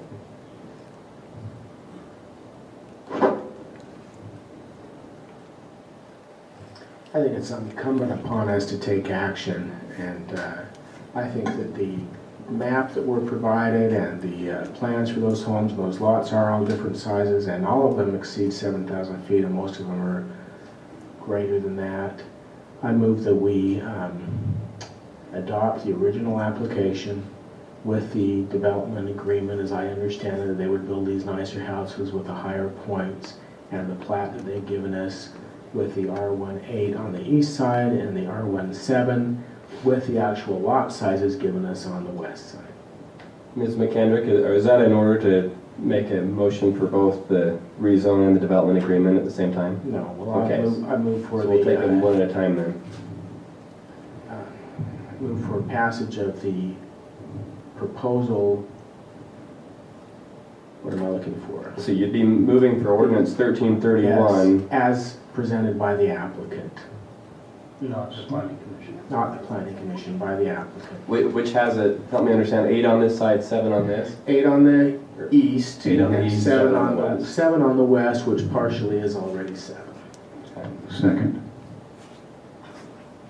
Okay, we have a motion and a second. Any discussion to this motion? Mayor? Yes. So just a comment. The one problem I have with looking at layouts of subdivisions is in the end, we don't know, once we rezone this property, that that's what they're going to come back with. These are schematic drawings, and we just don't know. And they're really not required to show us that. They're just, that's a schematic version of what potentially an R17 or an R10 or R18 would be. But once the developer has the zone that he would like, we could see something completely different in 6 weeks. That's true. I will add, though, that we can, that's why we have the development agreement, is so you can restrict things. I was involved with a project recently in another city where we were changing, in that case, from R10 to R18 to give us some flexibility on the lot sizes. As was mentioned, it never comes out perfect. But we had added to the development agreement that no lot shall exceed this minimum size, and the average lot size would be this. And so there's some parameters like that we can put in the development agreement to ensure that what we saw today is what we get, and there's no bait and switch that happens.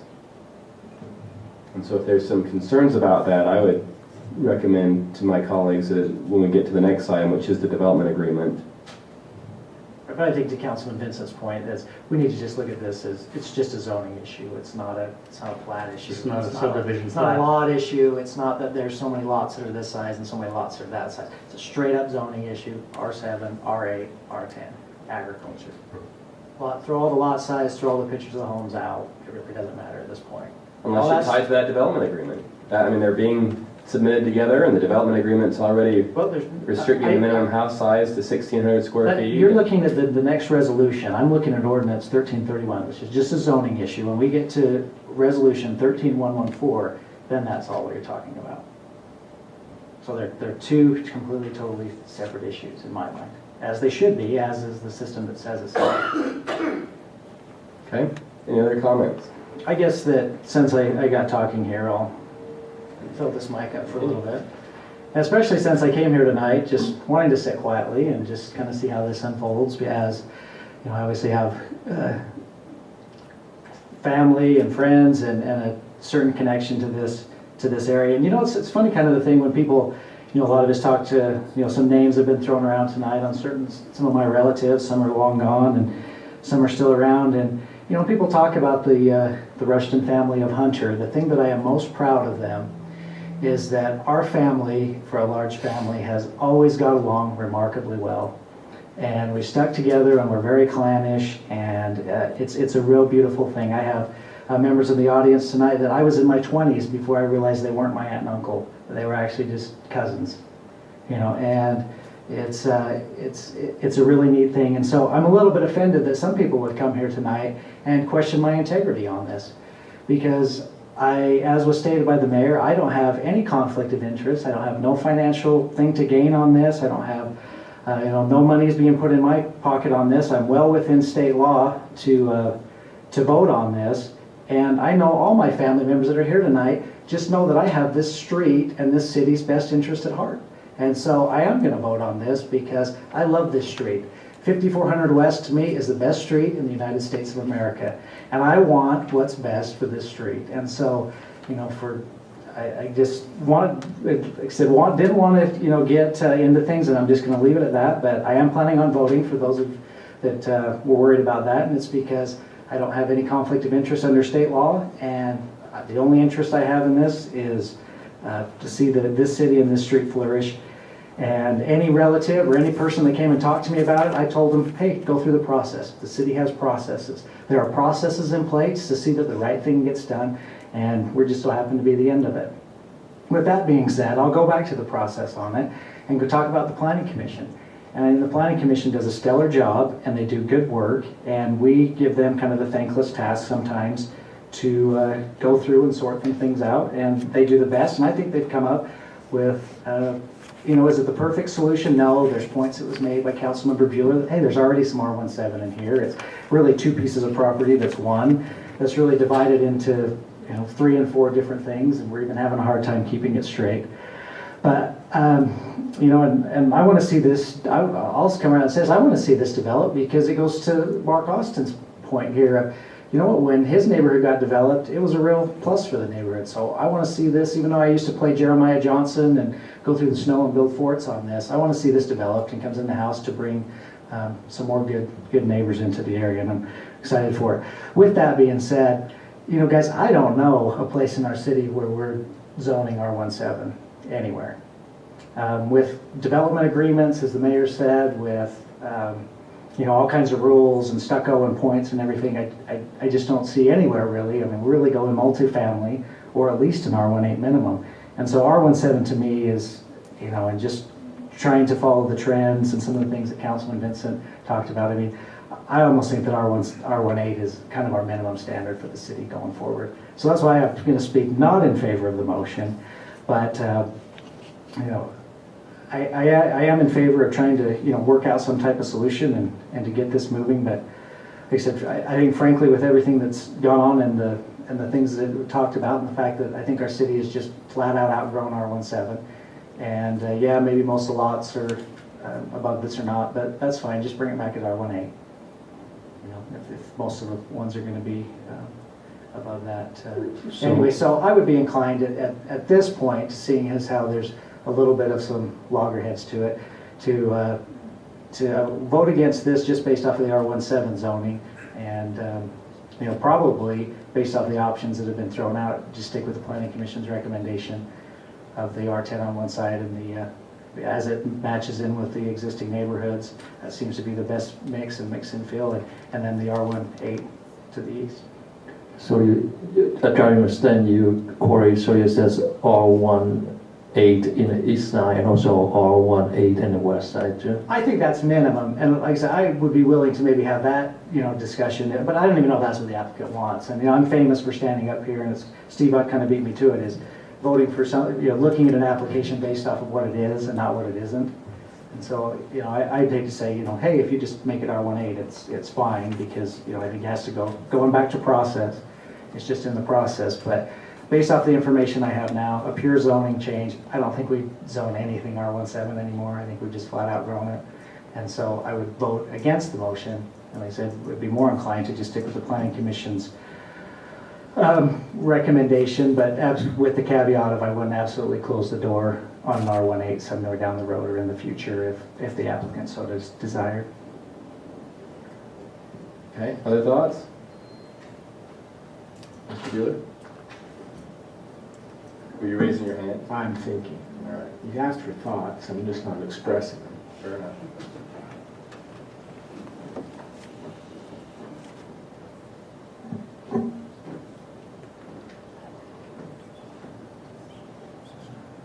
Is this neighborhood on the right where the historic granary is? Just curious. Yes.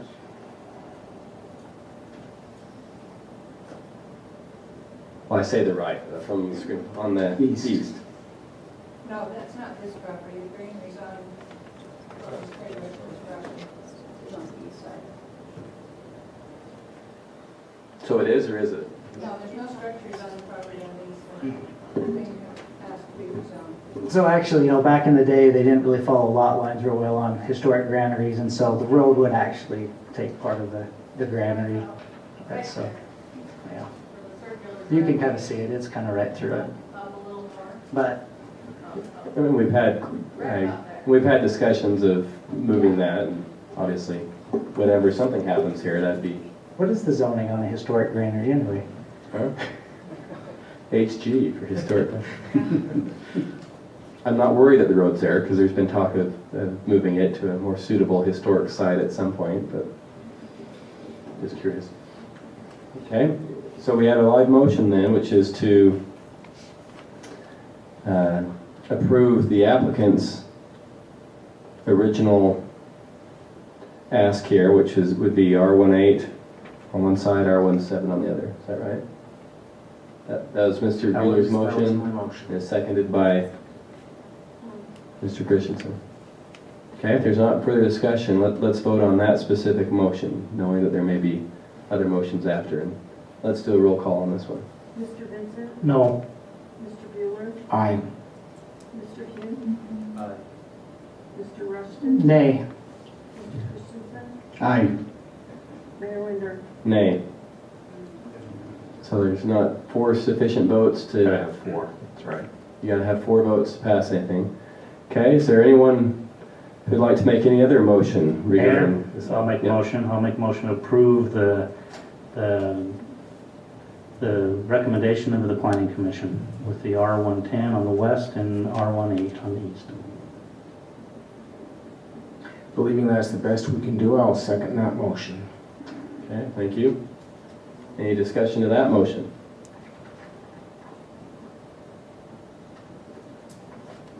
Okay, no discussion. All in favor of approving ordinance 1331 as written and presented for us from the planning commission, say aye. Aye. Aye. Any who oppose? Okay, that passes unanimously. Sometimes we mock the planning commission for trying to split babies Solomon-like, and at the end of a long night do the same darn thing. Already been there. Okay, we have as part of this now resolution 13114, the development agreement. Is there anyone who'd like to make a motion on this? And again, principally, all legalese aside, this is for the minimum house size and no double frontage lots. You can make a motion as is, or throw something in there or not, or... Mayor, move for approval of resolution 13114. Second. Okay, we have a motion and a second. Any discussion of the development agreement? The only thing I'll just reiterate, since it's in the public meeting, and it seems like this development agreement takes care of it, is just to have any future houses on this have frontage or sideage on 54, no homes backing onto it, but it seems like this would take care of it as per staff, so. We had some discussion in our study meeting last week on part of the unique character of 5400 West is all the homes face the street. It's not just a commuter corridor like a lot are becoming, and that in the development agreement would help keep it from becoming that. Okay, any other comments on this? Okay, all in favor of approval of resolution 13114, say aye. Aye. Any who oppose? Okay, that passes.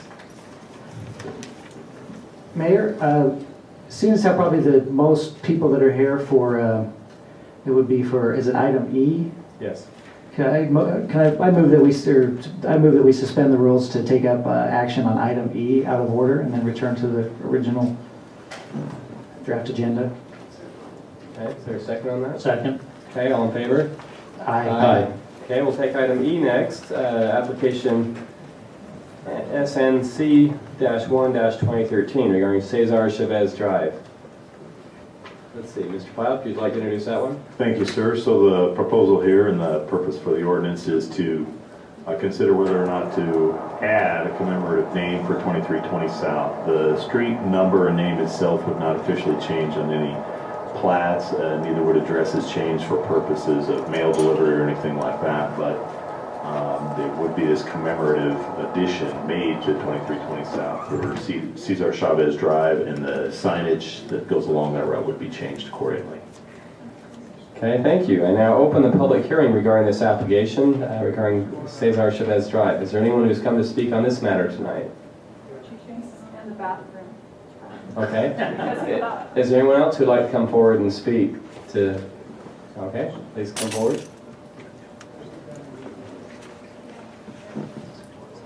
Well, we know who you are, but for our record, state your name and address, please. My name is Dale Cox. I'm the president of Utah FL-CIO. We're on Redwood Road and 2260, I believe it is. And I just want to thank the council, the mayor, the council for taking this under consideration. Cesar Chavez was a great American, and this road would border the Labor Temple in West Valley. We're proud to be residents of West Valley, and I'm very appreciative of this. Thank you. Great, thank you. Is there anyone else who'd like to speak on this issue of Cesar Chavez Drive? Please come forward and state your name and address for our records.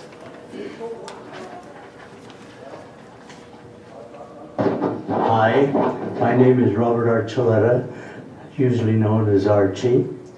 I'm the president of Utah Coalition of La Raza. And before I get into Cesar Chavez, I want to thank you, members of the council, Mayor Winder, and the city manager and his staff for having had a good relationship with the Latino community in developing and discussing issues about the police department. And particularly wanted to thank Acting Chief Schwimmer. So thank you again on behalf of our community. And I think that naming a new street as Cesar Chavez goes a long way into cementing that relationship between our community and the whole city. And of course, the whole idea is that even in the past, this city and this part of the county were well known for agricultural work and agricultural production, all up and down this valley and Utah Valley, Davis County, etc. And as a result of that, we had farm workers, we had farmers, we had a relationship there, and it has continued through the years. And Cesar Chavez was responsible for making sure that those who labor to bring the food to our tables would receive equal treatment and would receive an understanding that they were very valuable to the community and to the society. And so the idea of West Valley City naming the street Cesar Chavez is really, I think, really worthwhile, and at the same time something that would be very greatly appreciated by our communities. And as a last thing on that, West Valley City has become a mecca for a variety of different communities. As time goes on, your city is probably going to become the largest city in the state. So you're looking forward to that, and the diversity of populations, ethnicities, and race in this city is really big already. And this is a good way to recognize, or begin to recognize, that fact. And again, we thank you very much for bringing it forward, and particularly thank the people who brought it up from the labor union. Thank you very much. Thank you, Mr. Archuleta. Always an honor to have you in our chambers. Thank you. Is there anyone else who's come to speak on this matter? Okay, Representative? My name's Angela Romero, and I live at 1098 South Emory Street, which is in Glendale, but I am also the state representative for the area in which the name change will happen. And I think Archie's probably expressed everything that I need to, but I just wanted to say that the name change has my full support. It's right by the Union Hall. West Valley is a community of working families, and I think Cesar Chavez was not only important to the Latino community, but he was important to all working families. So thank you for taking this into consideration, and we look forward to working with you on this. Thanks. Yeah, thank you. Anyone else who's come to speak on this matter today? Yes, ma'am.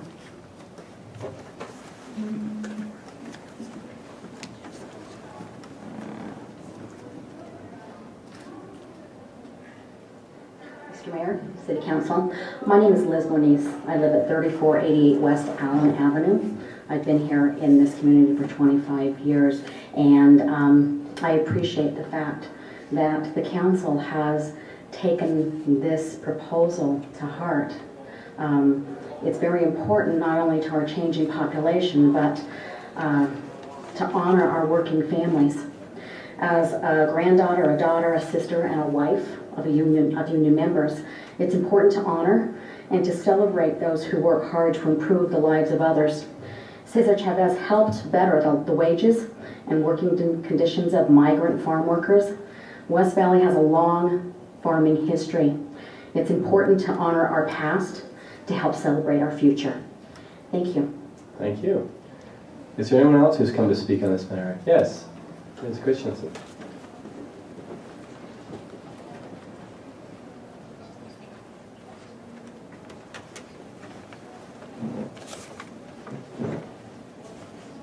I'm Nisha Christensen, 4196 South, 4000 West.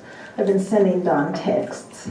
I want him to remember what it was like when we lived in Indio, when Cesar Chavez did what he did in order to make those little children that I taught in Thermal Elementary School have parents who could let them come to school and not have to work in the fields.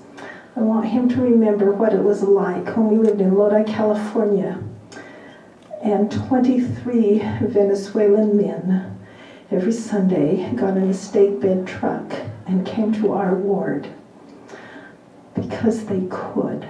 They couldn't have without Cesar Chavez.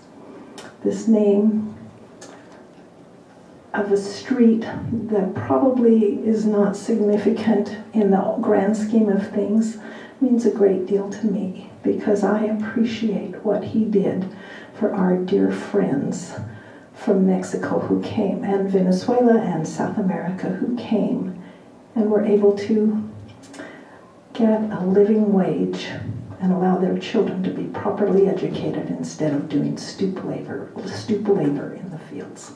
Thank you. Thank you. Is there anyone else who's come to speak on this issue tonight? Okay, then I will close the public hearing and turn over to the council for this ordinance 1335. Mayor, I will move approval of ordinance 13-35. Second. Okay. We have a motion and a second.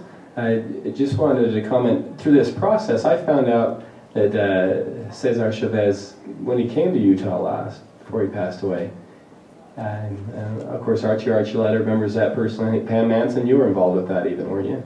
In Arizona. Oh, you met him there, okay. So when he came here, when he came to Utah, one of the places he came was the Union Hall, right there, on this very street that, assuming the seconds are any indication, will soon be named in his honor. And I think it's neat that not only what he symbolizes to the people of this country and the people of this city, whether you're involved in labor or you're Hispanic or you're not, all of our lives are better because of this man's efforts.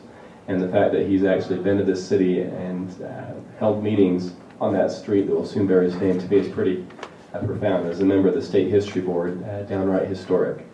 So I appreciate that fact. All in favor of approving ordinance 1335, please say aye. Aye. Any who oppose? Okay, then we are honored to have Cesar Chavez Drive be added to the... Clap it out.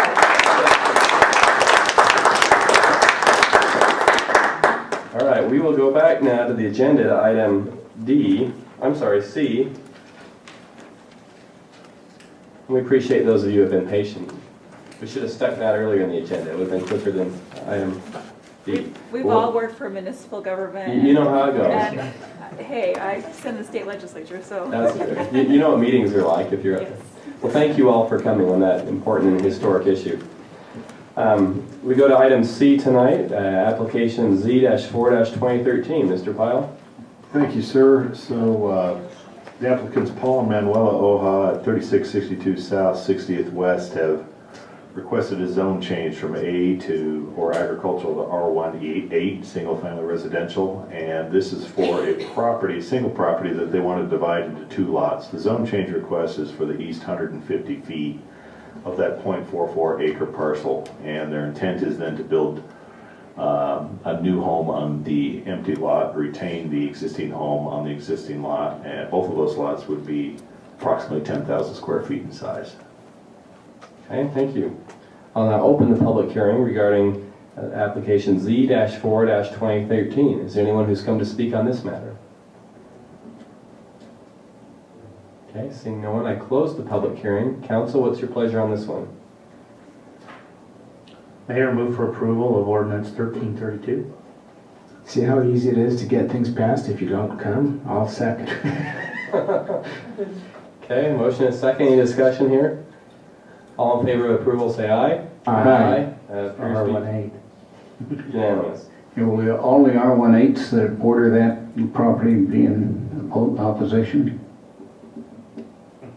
Any who oppose? They didn't come. They didn't come. Okay. All right, so let's now do the development agreement there, 13-115. Do we have a motion? I'll move approval of 13-115 with the note though that this is general plan compliant, so. Okay. Do we have a second? Second. Okay, any comments? All in favor of 115, please say aye. Aye. That also passes. All right, item D is in dog, application GPZ-2-2013. Mr. Pyle. Thank you, sir. So we have the applicant Ivory Development looking for a general plan change from low density residential and rural to very high density residential as well as low density residential. Again, as with the other discussion we had about the further rezone change, not the one that we just considered, but the other. There's been a lot of presentation, a lot of information presented and discussed, I know already. So I'm not going to go into further details to what the development proposal and the general plan change in the rezone would entail. And we'll allow that discussion to happen now. Okay, thank you. I'll now open the public hearing of application GPZ-2-2013. Is there anyone who's come to speak on this matter? Okay, Mr. Nordfeld. Lars Nordfeld, 4677 Conde View Drive. Sorry, I won't take much of your time. I know it's been a long night. But I think we might have missed something on this. I was looking at the map of the Mountain View corridor, and there's a trail that goes alongside, parallel the Mountain View corridor, all the way, almost all the way on this corridor, and it stops at Parkway Boulevard on the south side, just across the street from this proposed development. And if we do approve this, I'm not sure, I don't have a strong opinion on whether we approve it or not, but if we do approve it, we should make sure that that trail is extended all the way to the canal so that perhaps it could connect with the trail coming behind Winco and going over to that wetlands property that we're acquiring. Okay. Thank you. Thank you. Is there anyone else who's come to speak on this matter tonight? Okay, then I will close the public hearing and turn over to council for your pleasure. And you can, like we said in the other ones, you can improve the ordinance or tweak it a bit or even incorporate suggestions heard tonight. Well, in light of our discussion about this other piece of property in the R18s and the R110s, I do have concerns not only with the apartment complex, but I have concerns with the single family lots where the frontages are very narrow and therefore will probably only allow for a certain number of homes to be built on those. So I can make a motion. Nobody else wants to. That would be in order. I make a motion to deny the application. Okay, we have a motion to deny 1333, which is the general plan change. Do I hear a second?